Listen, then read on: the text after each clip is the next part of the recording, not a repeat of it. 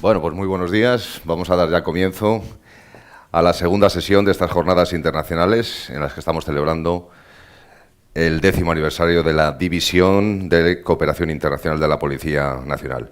Ayer tuvimos un interesante panel dedicado a la cooperación multilateral.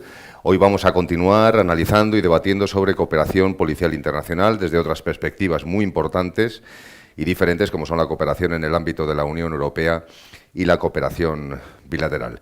Pero antes de comenzar ambos paneles, tenemos la suerte de contar con la presencia del director general de la Policía, que es quien va a abrir esta segunda jornada de trabajo. Así que ya cedo la palabra a don Francisco Pardo Piqueras.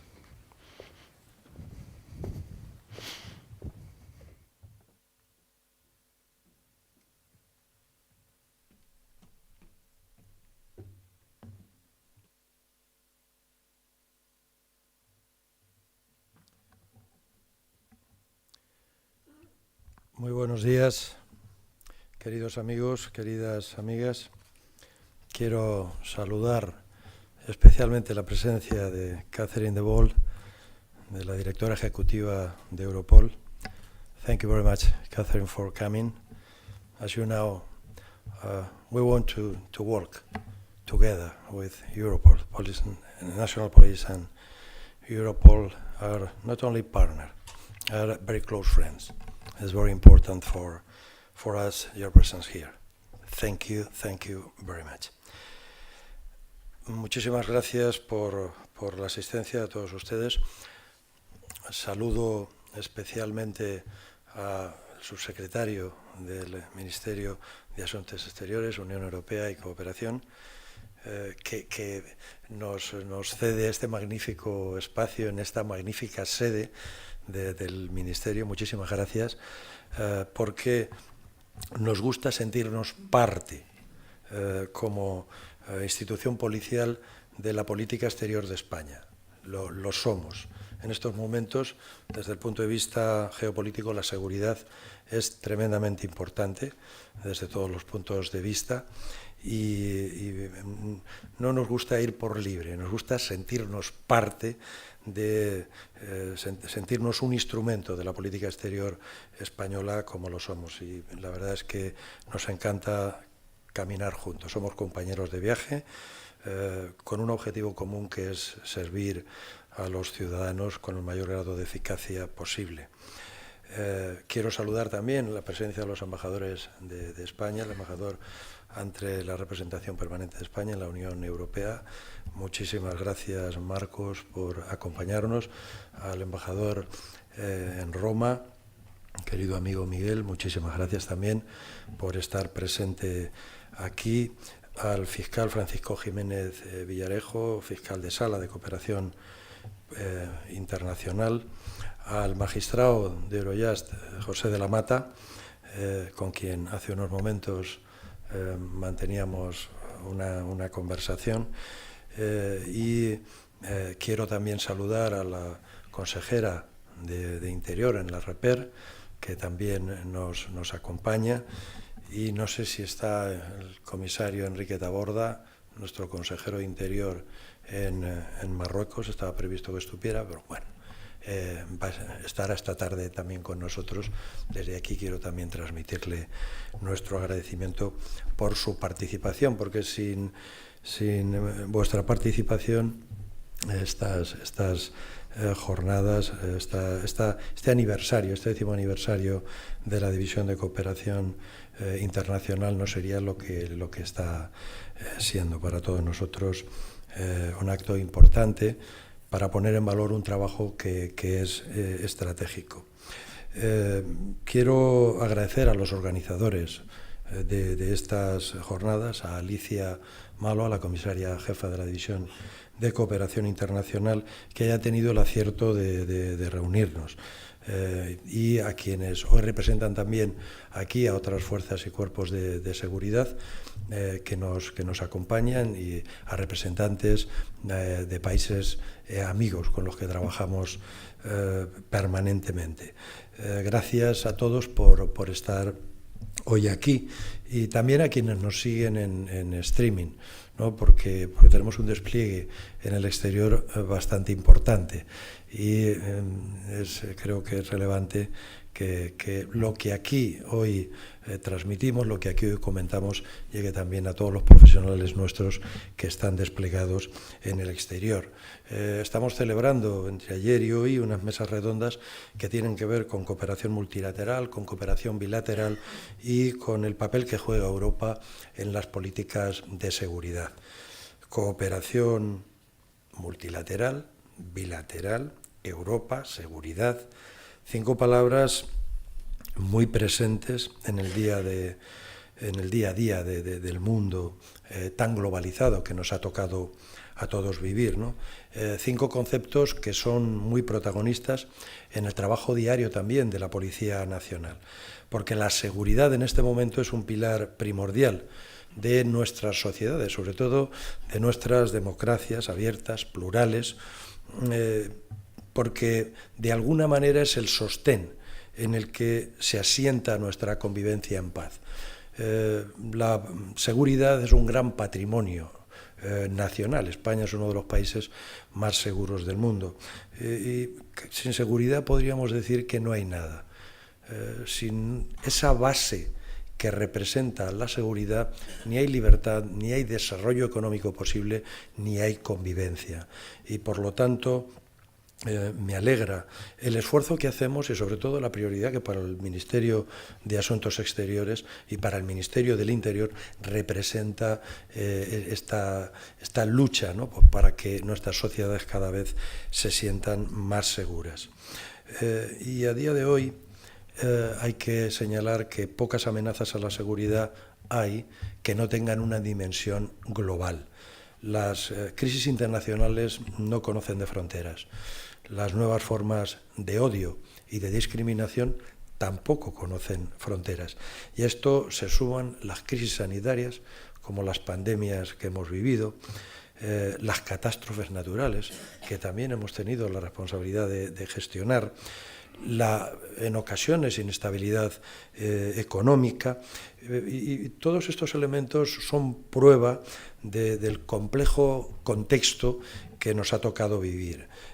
A esta realidad tenemos que añadir también que vivimos en un entorno cambiante, con tensiones geopolíticas, con una conectividad creciente y una constante revolución tecnológica. Son, en palabras del gran sociólogo Zygmunt Bauman, tiempos líquidos.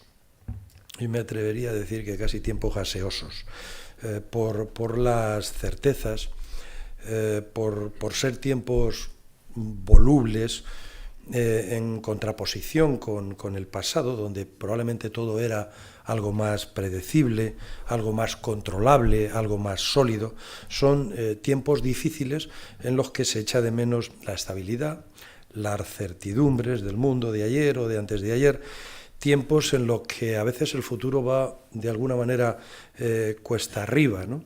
Y en esta era de incertidumbres de toda índole, quienes primero se adaptan son lamentablemente las organizaciones criminales, las redes delincuenciales, y quien en segundo lugar tenemos que ser capaces de adaptarnos a la velocidad del rayo somos las instituciones policiales, los cuerpos policiales, porque vamos luchando por generar convivencia, generar seguridad, luchando contra las redes delincuenciales, ¿no? Y hace unos días leía en un diario español que publicaba un reportaje muy interesante el domingo pasado. Decía, el combate del siglo está en marcha y la tecnología decidirá el vencedor. El enfoque estaba centrado sobre todo en el ámbito geoestratégico y en el ámbito económico, pero también podríamos situarlo en el ámbito del juego de las fuerzas y cuerpos de seguridad, que tenemos encomendada la misión de garantizar los derechos y las libertades de los ciudadanos y, como digo, garantizar la seguridad. En este campo tecnológico al que se refería ese artículo, en este momento sobresale los retos que nos generan nuevas tecnologías como la inteligencia artificial, que va a tener unas implicaciones muy, muy importantes en el ámbito de la seguridad, ¿no? Y en este ámbito tenemos que ser capaces de adaptarnos, de anticiparnos para responder con eficacia a lo que nos exige la seguridad. Las nuevas tecnologías nos permiten tener un mundo mejor, pero son tecnologías que también utilizan las organizaciones criminales, ¿no?, a las que tenemos que perseguir. Lo que quiero decir es que las amenazas son comunes y son globales. Hoy día es casi imposible que una tipología delictiva que surge en el país más alejado de España no acabe reproduciéndose en nuestro país. Nunca antes tipologías criminales que surgían en los lugares más alejados acababan en pocas semanas siendo un problema para el resto de sociedades del planeta, ¿no? Entonces es necesario afrontar la lucha contra estas amenazas globales desde la perspectiva de la cooperación policial, desde el trabajo común. Plantear una lucha desde la perspectiva exclusivamente nacional contra amenazas que son globales está condenada al más absoluto de los fracasos, ¿no? Por eso las respuestas en estos momentos más que nunca deben de ser comunes, deben de ser integrales, deben de ser coordinadas, deben de ser de alguna manera cooperativas, tanto en el plano nacional como en el plano internacional. Estamos en un momento de la historia que exige cada vez más un incremento de la asistencia, de tener enfoques transversales, multidisciplinares. Debemos converger en esta visión integral. Esta estrategia debe ser nuestro marco de referencia en España y, por supuesto, en la Unión Europea, con los países de nuestro entorno, con nuestros países aliados. Yo creo que estamos en un momento en que tenemos la imperiosa necesidad de estar unidos para ser más fuertes. Aquí radica nuestra principal potencia, nuestra principal garantía para hacer frente a los desafíos es estar unidos. Es el camino a recorrer si queremos tener éxito en nuestras misiones. Estamos obligados a impulsar iniciativas conjuntas porque padecemos vulnerabilidades que nos afectan a todas las sociedades. Una de ellas, muy importante en el ámbito global, tiene que ver con la protección de nuestras fronteras y la lucha contra la trata de seres humanos. Esa trata de seres humanos que se ha convertido realmente en la nueva esclavitud del siglo XXI. Es algo dramático y algo que ocurre en todos los países. Solo hay que mirar a Estados Unidos, al continente europeo, para constatar esta realidad. La experiencia de España demuestra que la mejor forma de hacer frente al fenómeno de la inmigración irregular desde el punto de vista policial es trabajar con nuestros socios en la prevención del fenómeno en los países de origen y tránsito de los flujos irregulares sobre la base de una cooperación basada en la confianza mutua y una cooperación que sea sostenida en el tiempo. La reducción de las cifras de llegada a España por embarcaciones evidencia que este es el enfoque correcto. Nos encontramos con un descenso de las llegadas de inmigrantes irregulares por vía marítima en España que ha descendido, por ejemplo, en estos primeros meses del año en un 54% a fecha 8 de marzo pasado y que es una reducción que se une a la que ya se produjo durante el año 2022, que fue de un 29%. Alcanzar estas cifras ha requerido mucho esfuerzo. Y yo quiero destacar el trabajo realizado en esta materia por el Ministerio del Interior, por la Guardia Civil, la Policía Nacional y dentro de la Policía Nacional el trabajo tan positivo, tan importante, que se ha hecho desde la Comisaría General de Extranjería y Fronteras y desde la División de Cooperación Internacional.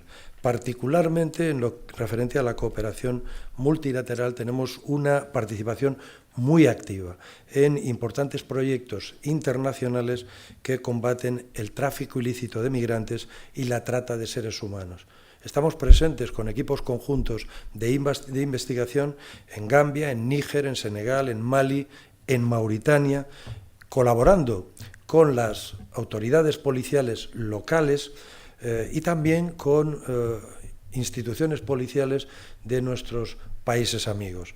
Concretamente en ese área con la Bundespolizei alemana o con la Policía Nacional francesa.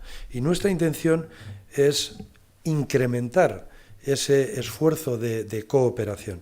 Y estamos también desarrollando un trabajo muy intenso con los países del Magreb, como no podría ser de otra manera, y singularmente con Marruecos.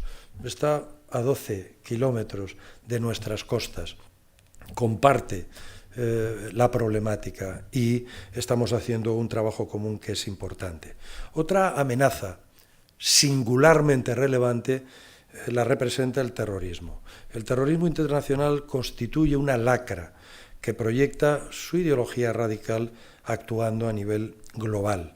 Y es importante redoblar todos los esfuerzos para combatir el terrorismo. La amenaza del terrorismo ha adquirido un mayor protagonismo en los últimos tiempos junto con la radicalización y los extremismos violentos.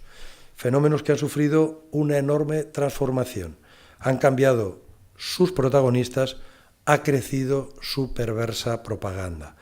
Como he apuntado anteriormente, el desarrollo tecnológico ha ampliado el acceso a los recursos disponibles, también para los grupos terroristas, incrementando su capacidad de financiación, de reclutamiento y de adiestramiento. Y permitidme que en este punto agradezca el trabajo diario que hace nuestra Comisaría General de Información.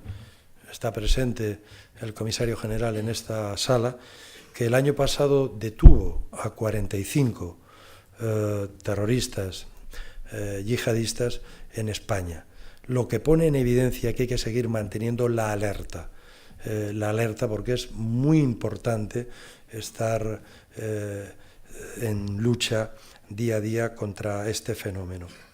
Y así ha quedado también puesto en valor recientemente. Hace escasos días, España, querida Catherine, participaba en una operación de EUROPOL que concluyó el pasado 21 de febrero y que ha logrado retirar 120 contenidos de Internet sobre el uso de sustancias químicas para cometer atentados.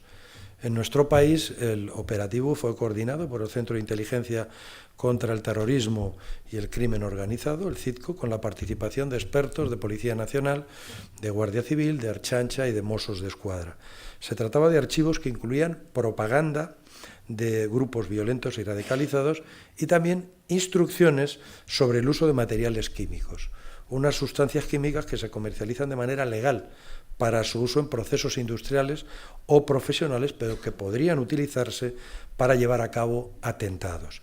Estos 120 contenidos estaban elaborados en 5 idiomas distintos y habían sido difundidos por redes de apoyo al terrorismo de carácter yihadista y a otros grupos extremistas radicalizados y violentos a través de plataformas de 21 proveedores de servicios en línea. En el dispositivo de EUROPOL participaron las policías de la República Checa, Dinamarca, Francia, Alemania, Grecia, Luxemburgo, Portugal, Rumanía y la República Eslovaca, además de España, y los cuerpos policiales de otros 7 países que no pertenecen a la Unión Europea. Es decir, 17 países de la mano trabajando juntos en una operación policial. Este es el camino, el del esfuerzo común para juntos conjurar los retos globales que tenemos en materia de seguridad. Europa, afortunadamente, sigue empeñada en dar respuestas cada día más eficaces y en este ámbito particularmente quiero poner en valor la agenda europea contra el terrorismo, que busca mejorar la anticipación, la prevención, la protección y la respuesta frente a la amenaza terrorista. Otro preocupante desafío en el que debemos seguir cooperando a nivel internacional se orienta a atajar el incremento de los delitos del ámbito ciber, a la lucha contra la ciberdelincuencia. En España, 1 de cada 5 delitos se produce en el ámbito ciber. Y esto es una gran llamada de atención.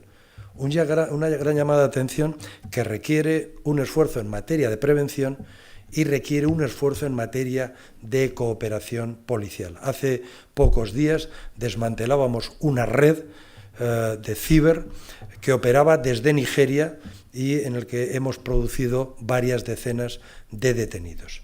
No doy más detalles porque pronto lo transmitiremos a los medios de comunicación, pero lo pongo en valor porque este es el día a día. En este momento es más fácil o más sencillo ser víctima de un delito en la red, víctima de un fraude, de una estafa en la red, ser víctima de un acoso sexual o de un delito sexual en la red que en el tráfico mercantil o en una plaza pública. Y nuestra responsabilidad como cuerpos policiales es garantizar la seguridad en el ámbito real y en el ámbito virtual.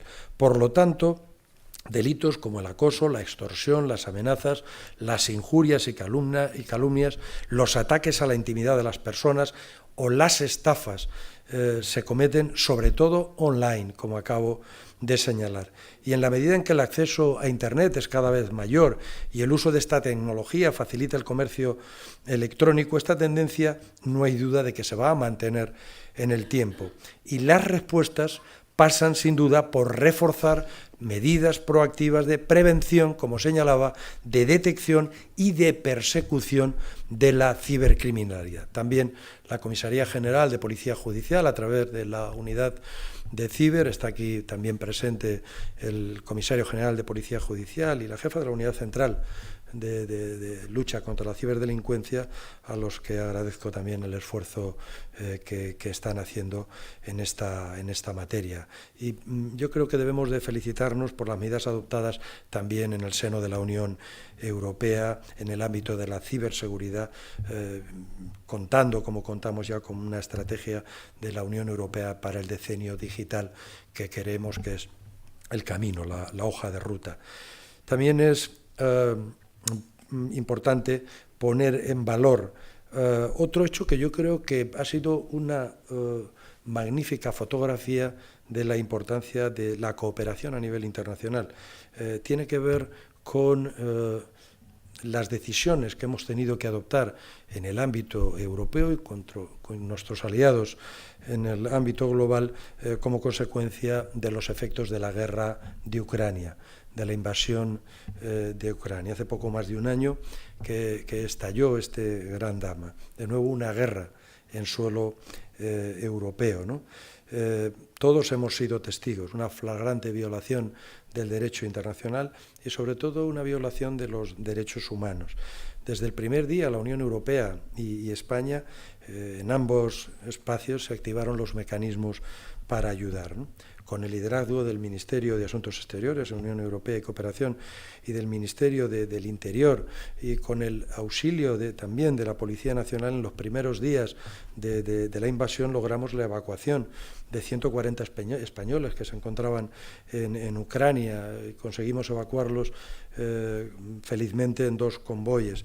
En la operación participaron 9 profesionales, 9 miembros del GEO y 4 policías de la Embajada Española en Kiev, que hicieron junto a los responsables de nuestra representación diplomática un magnífico trabajo por el que quiero quiero poner en valor.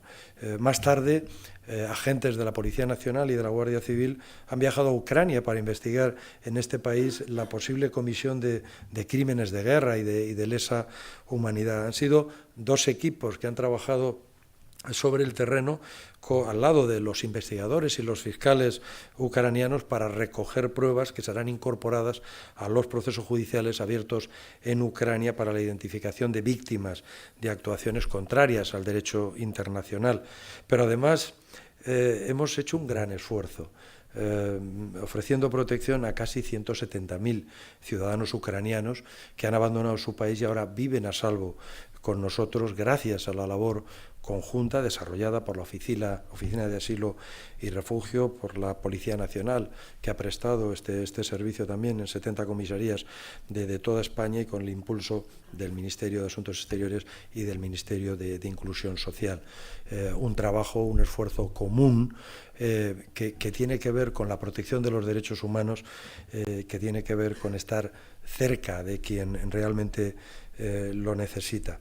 No quiero extenderme mucho más, pero la lucha contra la delincuencia organizada es otro de nuestros grandes retos que nos exigen trabajar juntos de la mano. En fin, España, como muy bien sabéis, toma el relevo en breve en un horizonte muy cercano de la presidencia del Consejo de la Unión Europea. Lo saben bien el embajador, lo saben bien el equipo del Ministerio de Asuntos Exteriores y lo sabemos también bien en la policía, porque vamos a tener que hacer un esfuerzo grande en el dispositivo de seguridad y además estamos encantados de hacerlo y participar a nivel interno en los aspectos que nos afectan en este ámbito, ¿no? Asumir la presidencia del Consejo de la Unión Europea es un reto complejo, pero España ya tiene una gran experiencia en este ámbito. A partir de julio, por 5ª vez, asumiremos un compromiso que supone un importante reto a todos los niveles. Los principales ejes de la presidencia española en materia de interior se van a centrar, obviamente, en la política migratoria y de asilo, en la prevención y la lucha contra el terrorismo, la radicalización violenta y el crimen organizado, el refuerzo de la cooperación policial, la interoperabilidad y el intercambio de información, así como continuar con ese apoyo en el que no debe de haber fisuras, este apoyo unánime a Ucrania. Y también, y quiero subrayarlo de manera singular, se va a abordar de manera prioritaria algo que señalaba antes, es la lucha contra la ciberdelincuencia, especialmente contra el abuso sexual infantil online. Esto es tremendamente importante. Es un gran reto para nuestra sociedad y tenemos que hacer ahí un gran esfuerzo. En lo que respecta a la Policía Nacional tendremos grandes responsabilidades. Asumimos la presidencia de 3 grupos de trabajo, como muy bien sabe la subdirectora de Cooperación Policial del Ministerio y la consejera de Interior en la REPER. Asumimos la presidencia de 3 grupos de trabajo en el Consejo, Cooperación Policial, Terrorismo y Fronteras. Llevamos meses trabajando duro y estoy convencido de que haremos un buen trabajo. No quiero extenderme más, simplemente quiero finalizar felicitando a la División de Cooperación Internacional. Lo haré en la persona que lo dirige, en la comisaria principal Alicia Malo, en la jefa de la división, sobre todo por el liderazgo con el que está impulsando esta división para hacer un magnífico trabajo. No sé cómo puedes hacerlo, Alicia. El esfuerzo liderando la división y además formando parte del comité ejecutivo de Interpol te obliga a hacer un gran sobreesfuerzo que te agradecemos especialmente.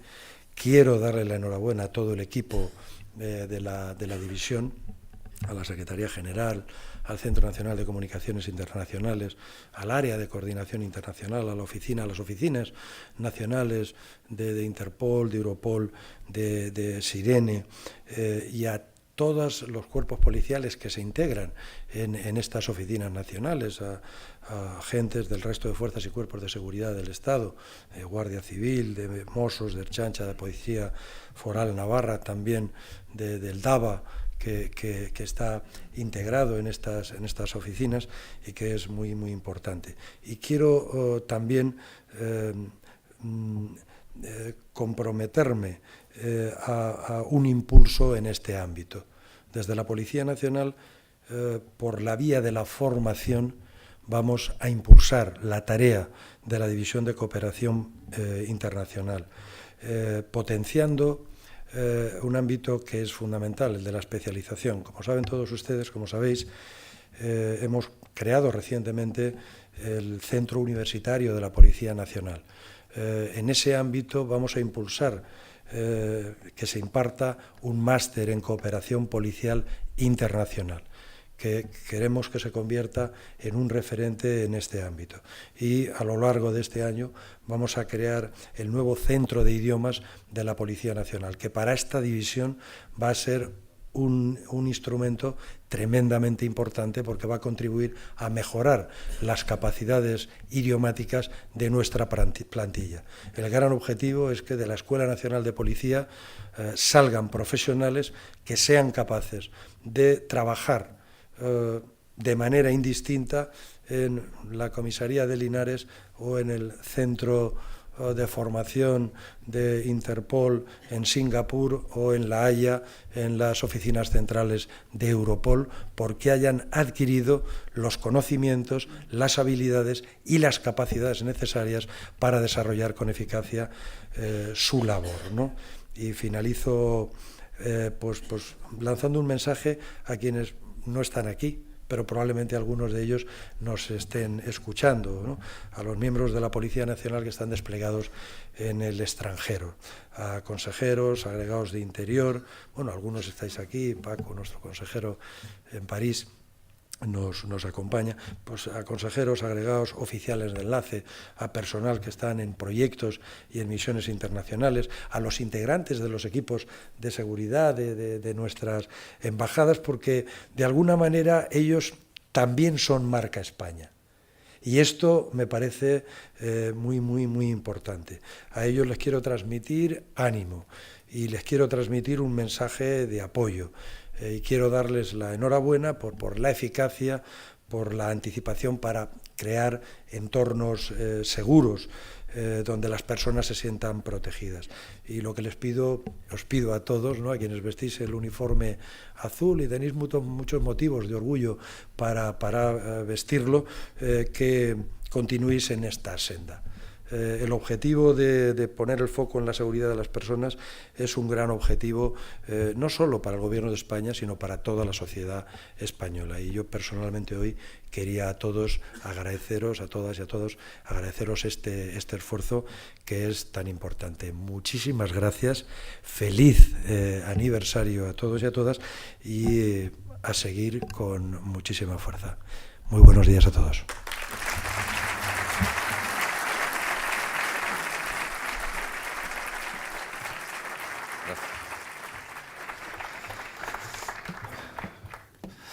Muchísimas gracias, señor director. Pues seguidamente vamos a ver un vídeo y vamos a celebrar este aniversario, y como homenaje y felicitación a la división vamos a verlo en imágenes.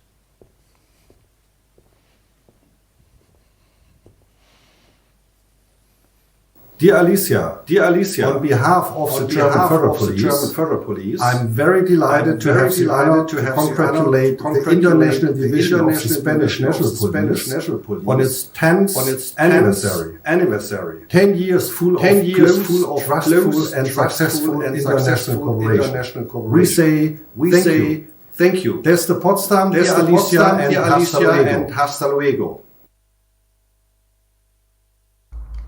Felicito a la División de Cooperación Internacional de la Policía Nacional de España por su aniversario de fundación. Ustedes son un ejemplo en esta área. Gracias por su profesionalismo, por su dedicación y por ayudarnos a fortalecer nuestros lazos de amistad y cooperación. Feliz aniversario y un fuerte abrazo desde Brasil. Quiero saludar a la División de Cooperación Internacional de la Policía Nacional de España en su décimo aniversario para ustedes. Vi su página hoy día de la Policía Nacional y faltan 327 días para que ustedes cumplan 200 años.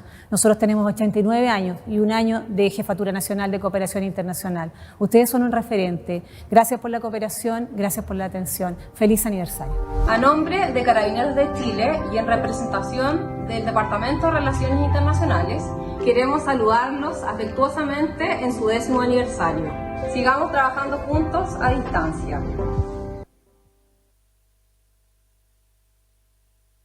Dios y patria, buenos días. En nombre de la Oficina de Relaciones y Cooperación Internacional de la Policía Nacional de Colombia, hacemos un extensivo saludo de felicitación en el 10º aniversario de la División de Cooperación Internacional de la Policía Nacional de España.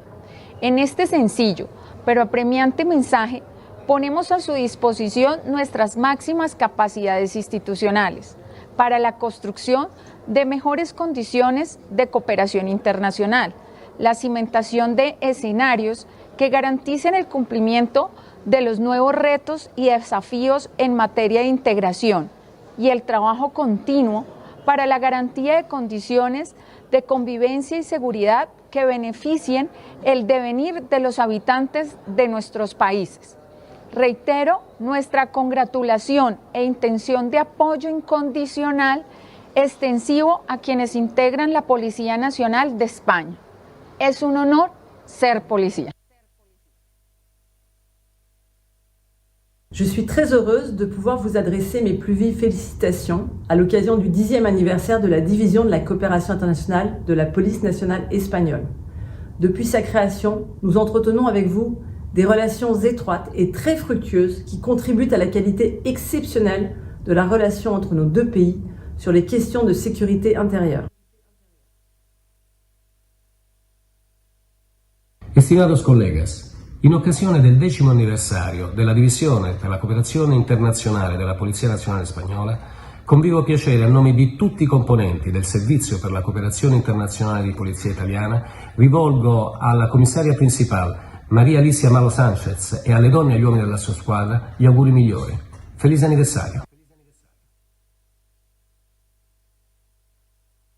بمناسبة الذكرى العاشرة لتأسيس قسم التعاون الدولي للشرطة الوطنية الإسبانية، تتقدم المديرية العامة للأمن الوطني بأحر التهاني والمتمنيات لنظيرتها الإسبانية، وتغتنم الفرصة لتثمين جودة التعاون بين المؤسستين مما يعكس العلاقة المتميزة بين البلدين. فيليز أنيبرساريو.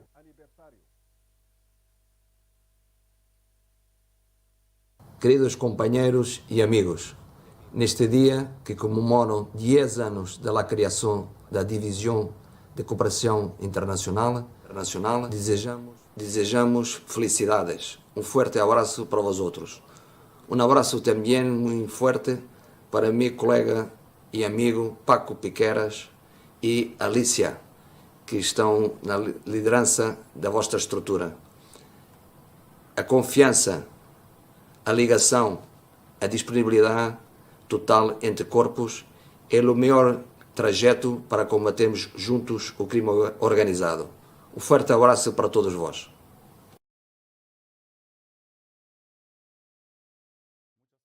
Muchas felicidades de la Policía Rumana a los compañeros de la División de Cooperación Internacional de la Policía Nacional de España por su 10º aniversario. ¡Viva la Policía Nacional!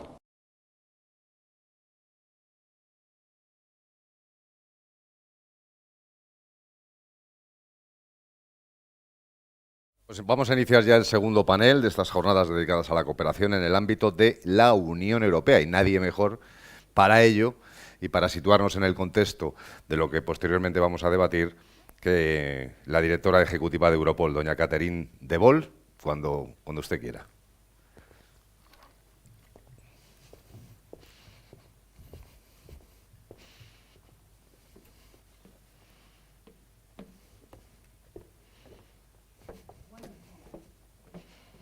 Your Excellencies, Mr. Director General Alicia, colleagues and friends, it is a real pleasure for me and also a privilege to be here today, and specifically in this premises, the renovated building of the Ministry of Foreign Affairs, which for me is very important because it shows clearly the nexus between internal and external security. And I must say, during those 2 days I am here, spending my time, I'm really impressed about the level of cooperation between the police and foreign affairs. And it's a real testimony, a real recognition of the fact that international police cooperation from police side cannot work without foreign affairs and without the ambassadors in the different countries. So thank you, Paco, for the invitation today. I would like to really thank you because on the European level, you really are a scene setter. You recognize and you are very vocal on the fact that police services all over Europe need to work together to tackle terrorism and serious and organized crime. And also your Minister of Interior, whom I have the privilege to meet in several occasions, is very vocal on that during the Justice and Home Affairs Council decisions that have to be taken to put the right priorities on the right place in the agendas and to discuss the right things, because what do we work for? At the end of the day, we all want to look in the mirror and ask ourselves, what I did today, did we serve the citizens and did we take care of our society? And that, I think, is really important for a police officer. And also in Brussels, we need to hear these voices from the field so that we can give advice to the political level to make the right priorities so that we can live in a better and in a safer environment. Spain is a real contributor, a genuine contributor, and gives added value to the internal security in the European Union. And as you mentioned already during your speech, the European operational team in Malaga, Costa del Sol, will give us new insights in how police has to cooperate in the future and how police can work together and how we have to deal with the threats of serious and organized crime to our societies, the threats to undermine our societies and the threat to undermine the rule of law.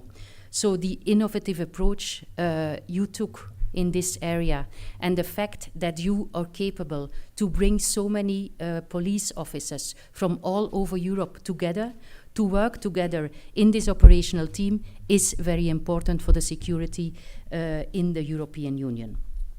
I had also the opportunity to discuss this with the Minister of Interior here when I was in September in Madrid, and also during the visit of the Minister to Europol, to our headquarters in November. And I am very grateful that the Minister of Interior takes the fight against serious and organized crime in the EU very serious and makes a lot of proposals on the European level and also supports Europol, the agency, in that area for the resources, for the money, but also for the legislation. We need to do this also. Our topic for discussion today is very pertinent as we just marked 1 year of the brutal invasion from Russia into Ukraine, because we are all security actors and we are already operating in a very difficult, increasingly interconnected environment. We were just coming out of a series of challenges like the pandemic, and now the EU security landscape has become even more complex and even more unpredictable. And in this context, I would like to share with you some perspectives on the geopolitics of organized crime and the security challenges law enforcement has to deal with as an agency and on national level. I think that the topic of the discussion today is very timely, and it offers the possibility, the opportunity to really reflect on the future, to really reflect how can we be more operational, serve the citizens better in the field of internal security. And it's very important the moment, I think, because as you mentioned already, you will have the EU presidency of the Council. Also there, all these topics will be very much discussed. First, I would like to talk about the geopolitics of organized crime. The war on Ukraine is the most serious security crisis in Europe in decades. But the threats to the European security clearly come from a variety of sources, both within Europe and beyond.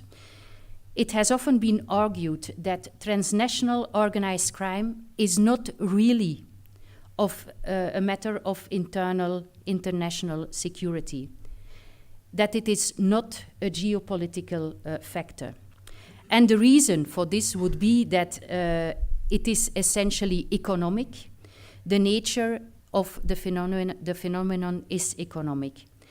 According to this line of thought, criminal organizations would not be interested in acting as a destabilizing factor. They would behave like any profitable business, and they would seek the support the political status quo under which they prosper. I entirely disagree with this opinion.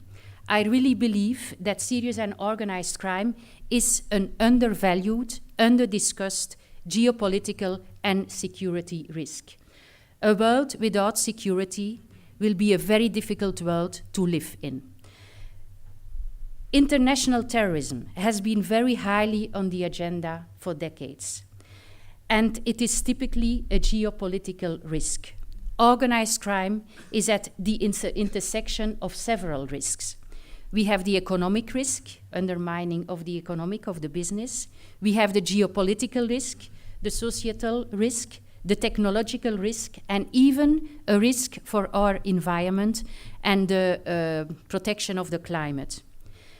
And we believe at Europol that serious and organized crime and serious and organized crime organizations pose a significant and growing threat to the internal and to the external security, with implications for public safety, for public health, for our democratic institutions, and for the stability, the economic stability in our countries. Not only are criminal networks expanding at the moment, but they also are diversifying a lot of their activities. It results in the convergence of threats that were once distinct and today have explosive and destabilizing effects. And one of the greatest challenges we face in dealing with serious and organized crime is the fact that it is hidden. We don't see it. People do not always feel the effects of the activities of serious and organized crime groups. And we have to change this. We have to rethink the way we work as police forces, and we have to give advice to the political level to take policies that really will make a difference in the fight against serious and organized crime groups. So, what do we see?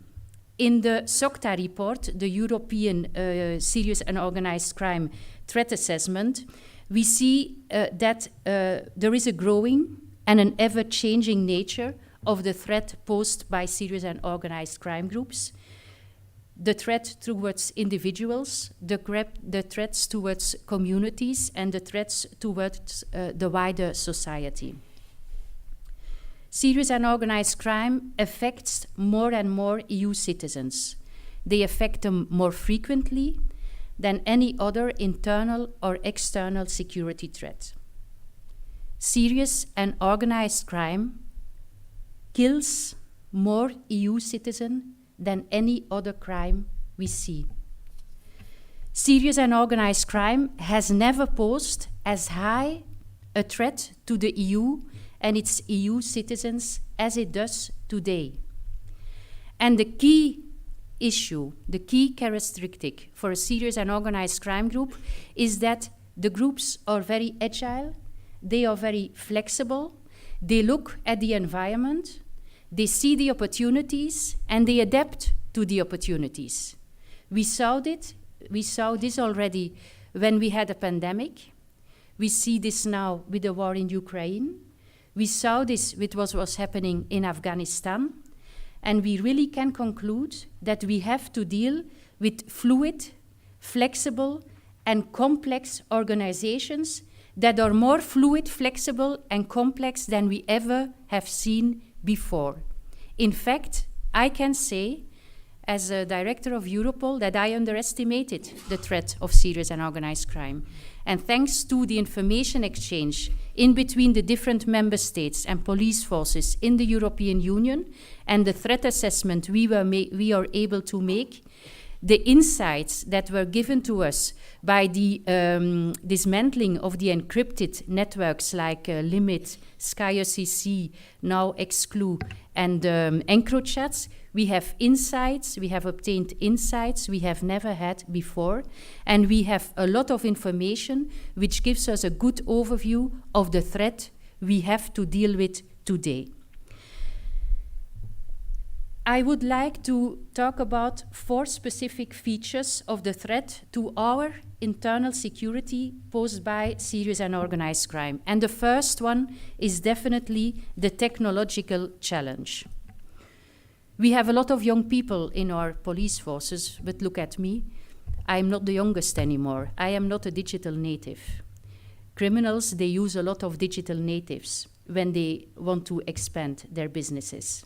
So virtual and digital environment is really the nature and the environment where organized crime make their business. They communicate through social media, they communicate through gaming platforms, they communicate through instant messaging services, and they all use the new technologies to expand their businesses. They have no borders, they have no geographical borders, they have no legal borders, they have no ethical principles they have to obey to. They do whatever they want. So they expand whatever they want. And as you mentioned already, Mr. Director General, cybercrime, cyber attacks, and cyber disruptions are on the rise on a daily basis. Digitalization accelerated due to the pandemic, and also criminals adapted. The digital environment creates for us new vulnerabilities, and criminal organizations, they really have specialists who look at these vulnerabilities of the digital system, and they use the vulnerabilities of the digital system to expand their business. Some of these threats are especially associated with state-sponsored attacks, but could also originate from organized crime, including state-backed actors. Second, what we saw in the Europol's serious and organized crime threat assessment is the risk of undermining societies and the infiltration in the legal economy. Like regular businesses, also organized crime groups have managers and they have operational people on the field.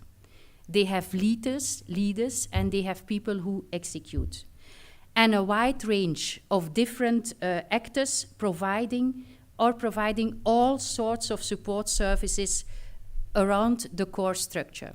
Crime as a service is the business model for serious and organized crime nowadays. They look for the people they need to make their business attractive, and they pay them a lot of money. Because not all the crime organizations have their own specialists of cybercrime in-house, so they look on the dark web, for instance, to look for specialists who can help them in the development of the cyber part of their business.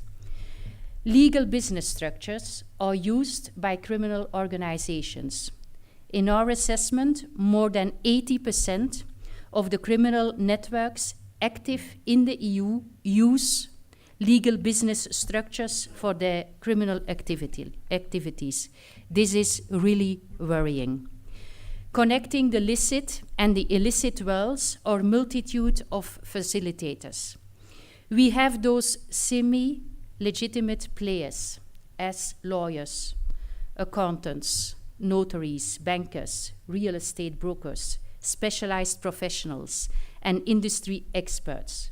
Some of them, they really facilitate corrupt transaction or create the necessary infrastructure to legitimate consumers, customers, criminals, and terrorists alike. And criminals make and launder billions of euros annually. The scale and the complexity of the money laundering activities in the EU are seriously underestimated.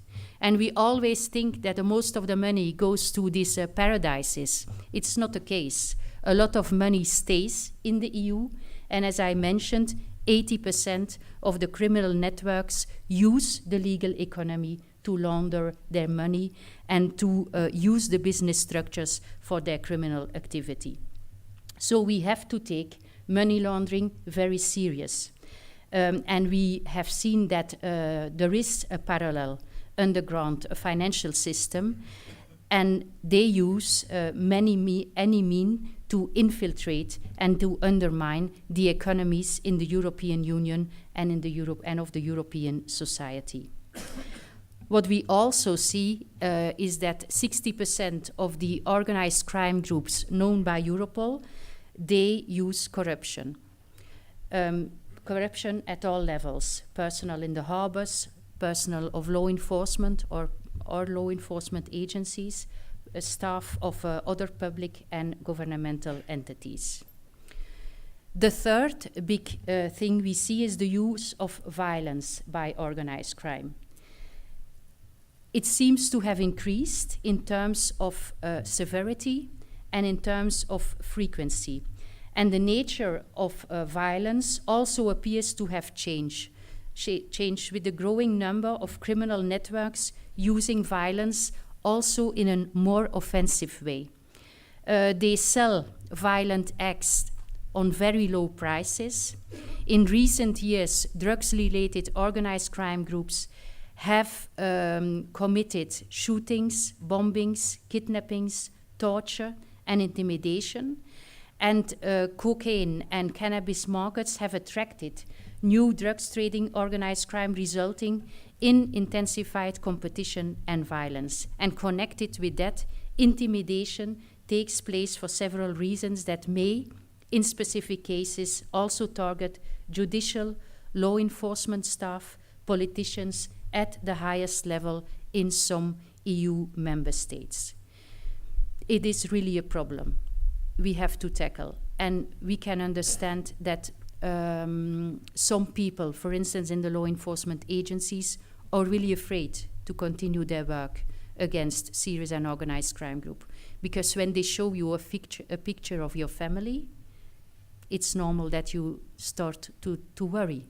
And that is what's happening almost on a daily basis in some countries. Also countries that were not affected so much by serious and organized crime because of their welfare system, because of the open borders and everything, are now becoming a target for organized crime groups that are very strong and that are taking over some parts of the country.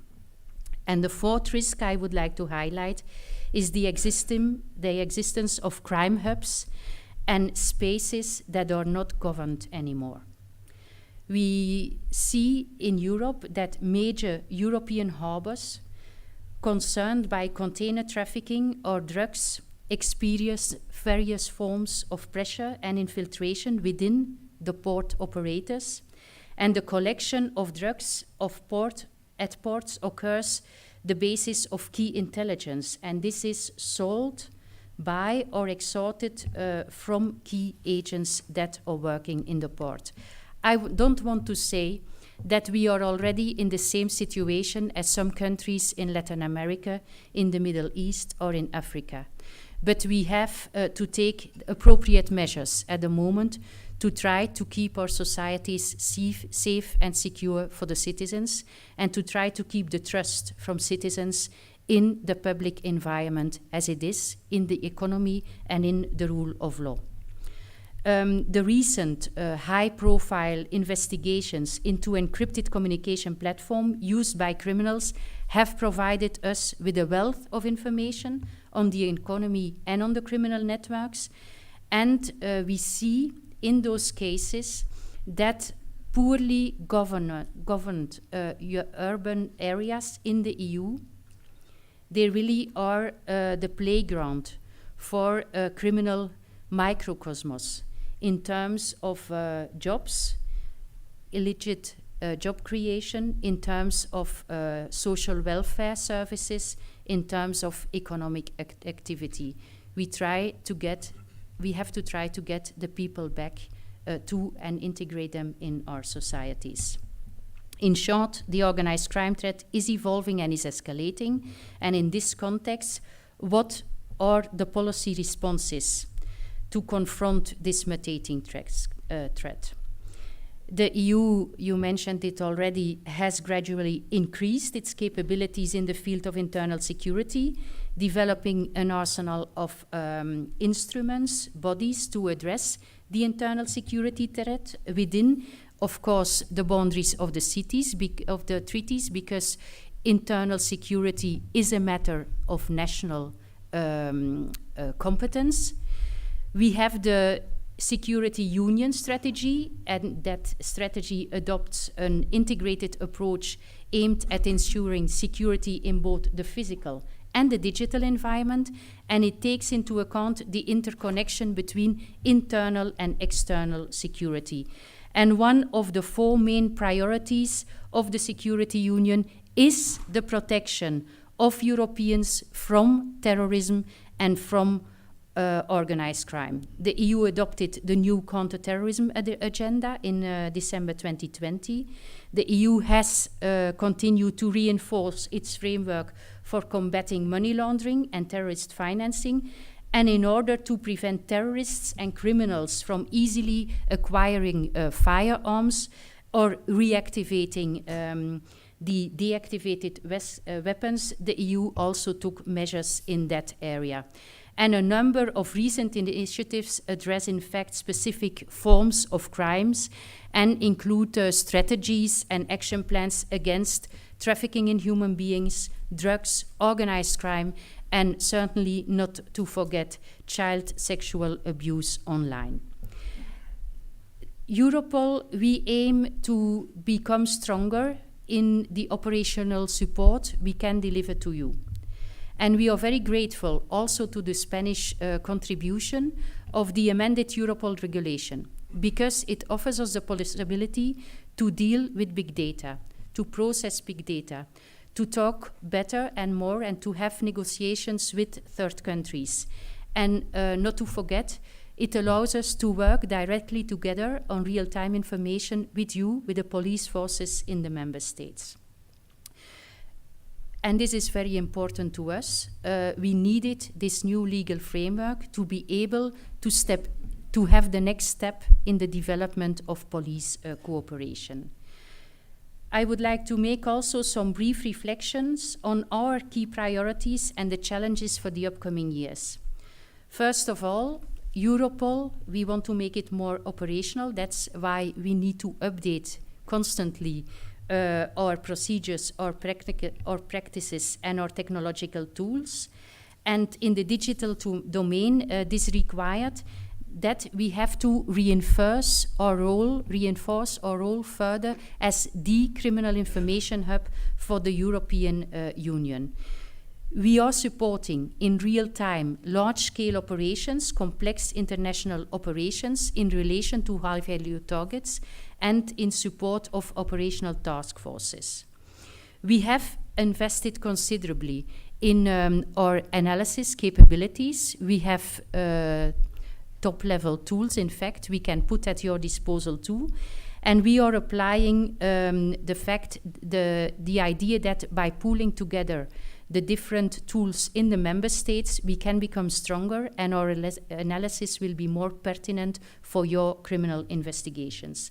And the aim is to have a more complete criminal intelligence picture. What we also see, and where we also would like to invest is in economic and financial crime, because we are really confronted to an undermining of the financial system. Money laundering is at a very high scale, so we believe that for each investigation that is launched against a serious and organized crime group, we also have to launch a financial investigation. Follow the money, we need to do it more effectively.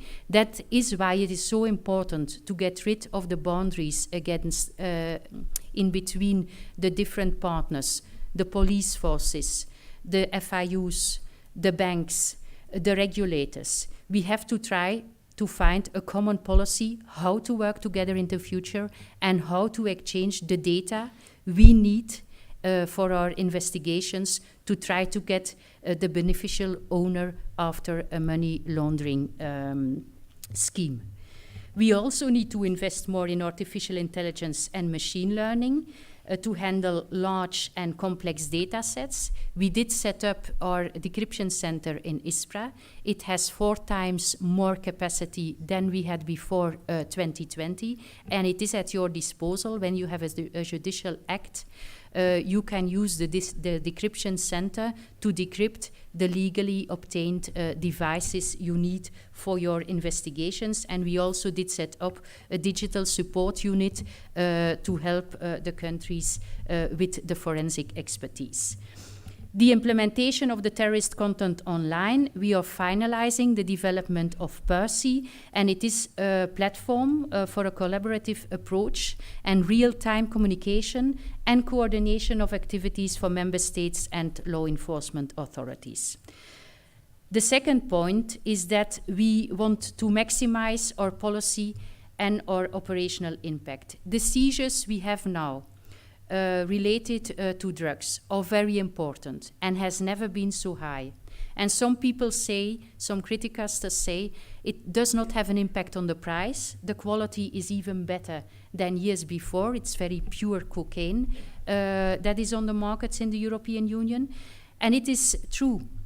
We do see that criminals continue, that the prices are not going down, and that the purity is still of a very high quality.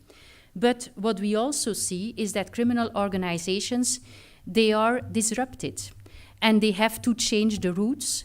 They have to change the methods they use to get the cocaine from Colombia, for instance, to the European Union. And they have to spread a bit more the risk. What we also see is that they have to, they create also a network of lawyers that are looking at our laws and where are the gaps in the different laws in the different member states, so that they can see which are the more interesting countries for us to invest in and to get our production to. What is also extremely important for us, and where we really need to do much more, is that the methods that are used now in Latin America are used here.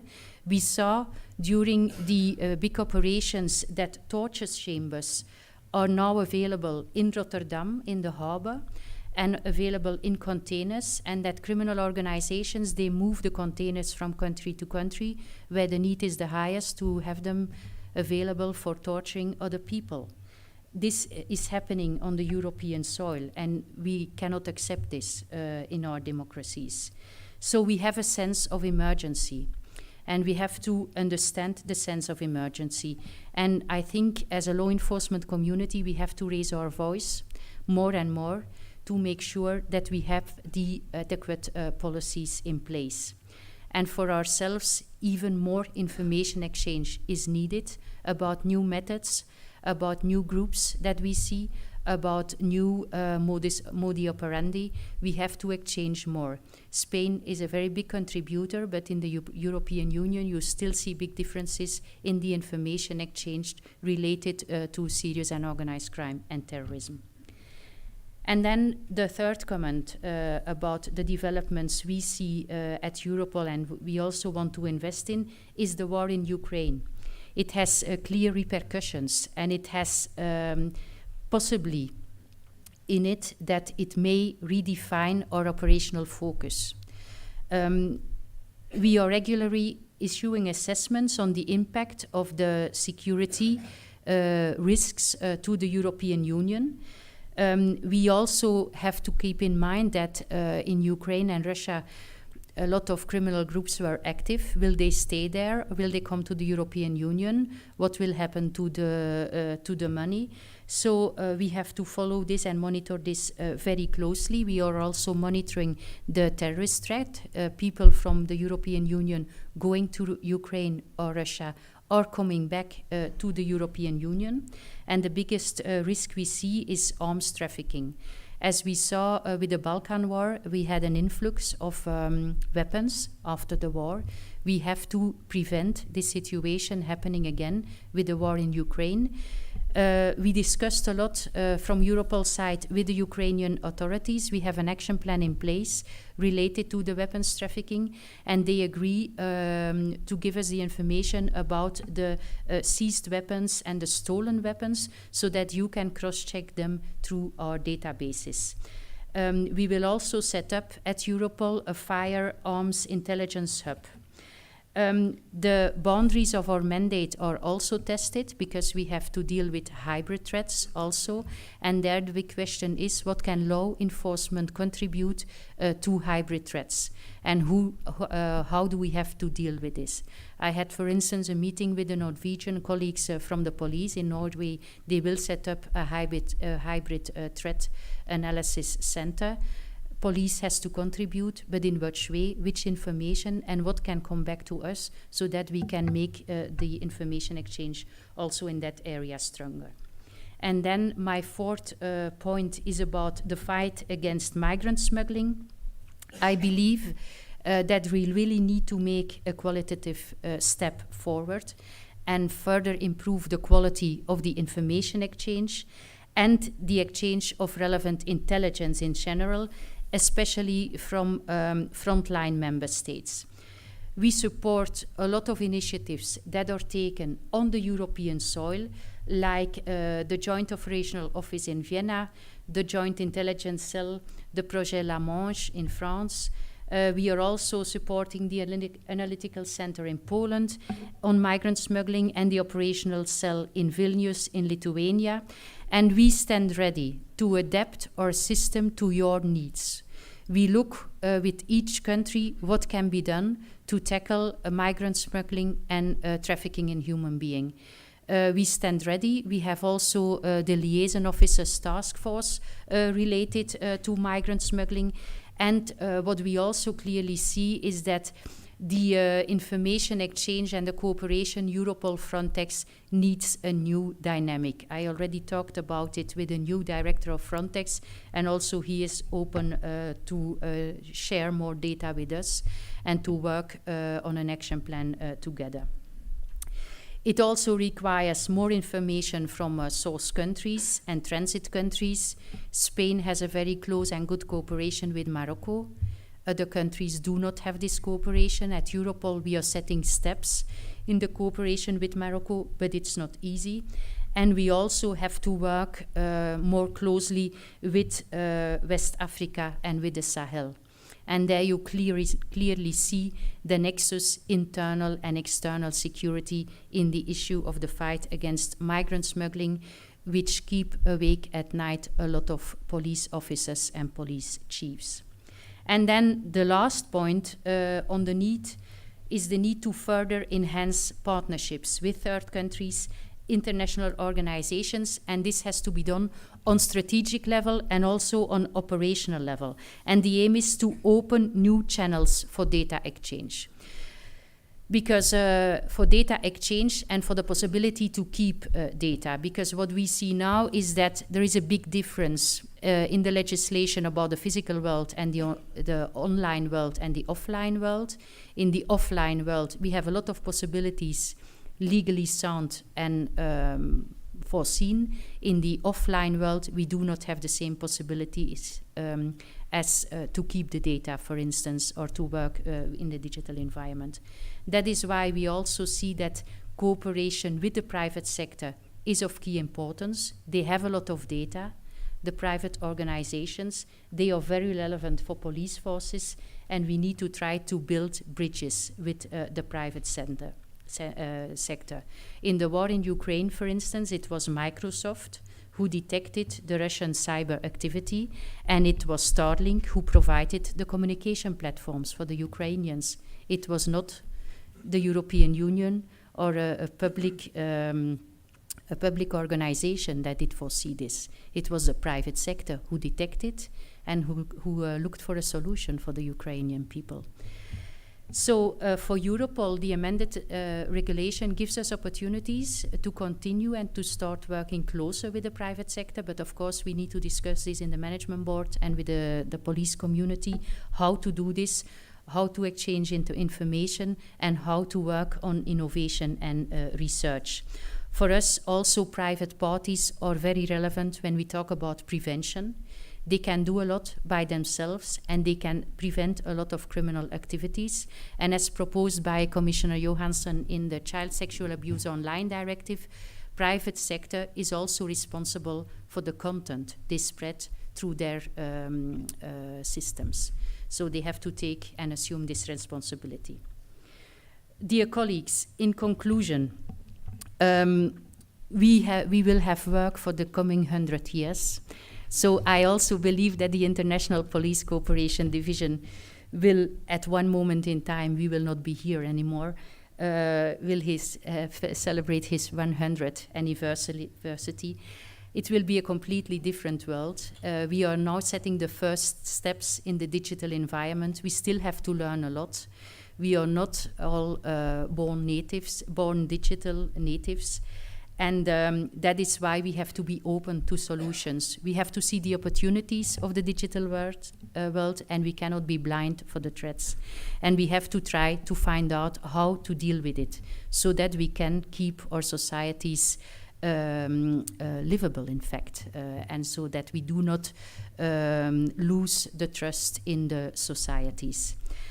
I would like to thank and to congratulate you, Alicia, and your team with your 10th anniversary. It seems very young, but you did a lot during those 10 years, and you are growing and growing, and you are setting also the marks for the other international police cooperation divisions.